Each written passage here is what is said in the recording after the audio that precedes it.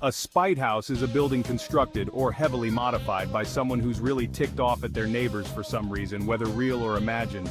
These houses are pretty much exactly what they sound like, buildings made out of pure spite.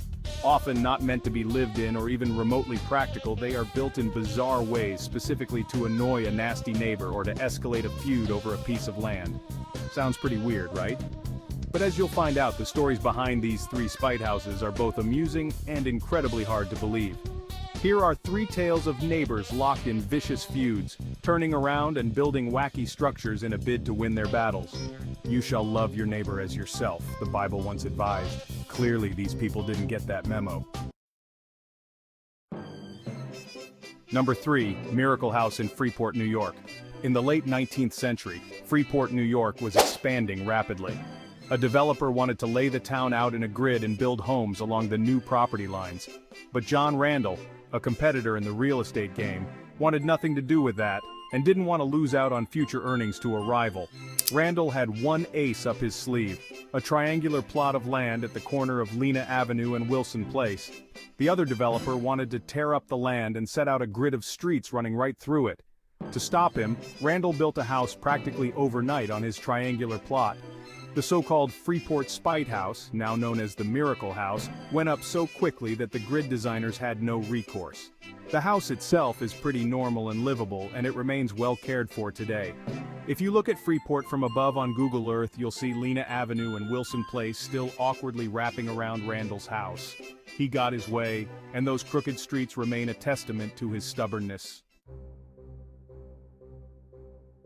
Number 2. Froling Spite House in Alameda, California. At the turn of the 20th century, Charles Froling owned a large plot of land in Alameda, California, and planned to build his dream home there. But the city took a large portion of his land to build a street right through the middle of it. Froling was understandably furious, but there wasn't much he could do. To make matters worse, his neighbor was equally unsympathetic. To get back at both the city and his neighbor, Froling built a tall and thin house on the sliver of land he retained. The house was 54 feet long and 2 stories high, but only 10 feet deep at its widest point. He even cantilevered the second story over the sidewalk of the new road to maximize floor space. That foresight proved wise, as the Alameda Spite House still stands and is still occupied today.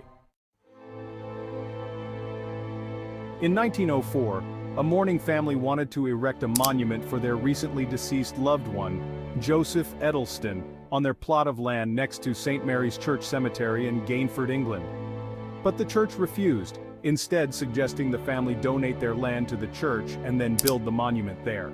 Enraged, Joseph's children built a revenge house on their land that overlooked the churchyard and went one step further.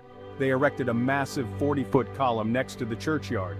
It towered over the cemetery and served as a not-so-subtle reminder of both Joseph's life and the slight they felt from the church. Today, the Edleston Spite House and the column still stand just as they were built 120 years ago. The house is still occupied with the Roman numerals MCMIV 1904 engraved over the front door. Talk about holding a grudge. These stories show just how far some people will go to make a point and win their feuds, often leaving behind bizarre and lasting architectural legacies. Subscribe and check out my shorts videos for more.